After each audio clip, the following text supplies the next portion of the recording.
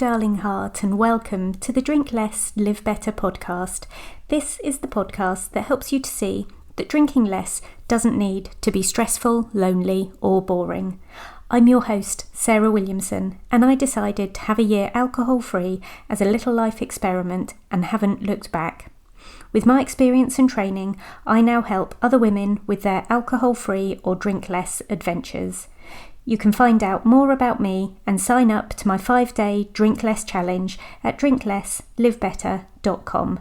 I'm here to tell you that you can relax, connect and have fun without alcohol in your life. Join me here each week to find out how. Why Revisited? If you follow sober blogs, communities, groups or podcasts like this one, there's a really common school of thought, piece of advice that's given out to people in early sobriety. Get clear on your reasons why you want this. You want to be sober or alcohol-free or drink less or reduce harm, whatever the right phrase is for you, and why. When I first thought about what reasons I had for doing my year-long alcohol-free experiment, I listed my children, my work and my productivity. Of course, I went on to mention my physical health and my emotional health, but they were not my initial thoughts back then. Nearly 2.5 years in, I see things differently. I only really have one reason why I'm alcohol-free, and it's because I want something better for myself. It's so simple now. I see it for what it is. I live better this way, and I want more of that. My children, family and friends get the knock-on benefits of a happier, more relaxed, calmer me. But that's a byproduct. In the early days of my sobriety, I don't think that I thought I deserved better than I already had. I'd been dealt a series of devastating personal blows throughout 2017 and 2018, and many people would have said my drinking was entirely understandable and justifiable.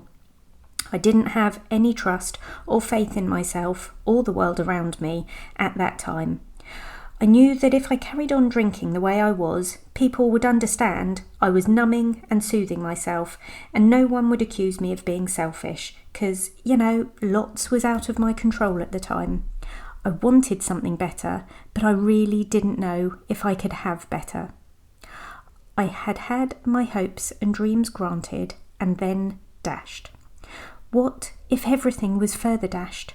Would I just be laying myself open to further doom? So often our drinking is a reaction to trauma, stress, discomfort, or worse. It's a tool we pick up without giving it too much thought, and it's only when we go to stop we realise the impact it's having on us. So, if we choose to rethink the whole why thing and choose something along the lines of, because I deserve better, what are the positive thoughts that follow on from that? Let's refer back to my 2019 list of reasons why I'm not going to drink. We'll find this. I have set myself a challenge and I will succeed with it.